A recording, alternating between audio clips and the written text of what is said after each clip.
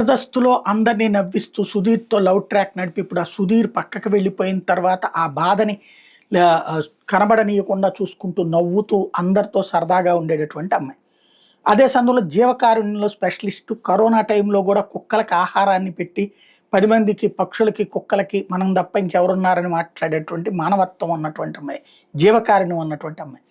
అలాంటి అమ్మాయి చాలా ఘాటైనటువంటి అంటే ఏ పెద్ద పెద్ద సెలబ్రిటీలు ఖండిస్తున్నాం దీన్నంటూ ఖండాలుగా ఖండించారు గానీ, అసలు పదం వాడే ధైర్యం చేయలేదు. ఈ అమ్మాయి మాత్రం ఆ ధైర్యం చేసింది. మెచ్చుకోవాలి. ఇక్కడ when will you teach them basic lessons on humanity? ఇది అసలు వేసినటువంటి ప్రశ్న. వాళ్ళకి మానవత్వం గురించి ఎప్పుడు పాఠాలు నేర్పుతారు?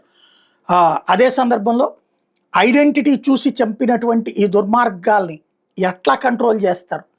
ఎప్పుడు మదర్సాల్లో ఇట్లాంటి తప్పుడు బోధనలను ఆపుతారు? What is it that you teach in your madrasas అని క్వశ్చన్ చేసింది. What is it that you want global domination with your massacre mentality? ప్రజల ప్రాణాలు తీస్తా ప్రపంచమంతా ఇస్లామీకరణ ఏంటి అన్నటువంటిది నిలదీసింది. You are providing Poland right అన్నటువంటి పాయింట్ని ఆల్ ఐస్ ఆన్ పహల్గామ్ అంటూ ఒక కీలకమైనటువంటి నిర్మాణాత్మకమైనటువంటి స్టేట్మెంట్ ఇచ్చింది.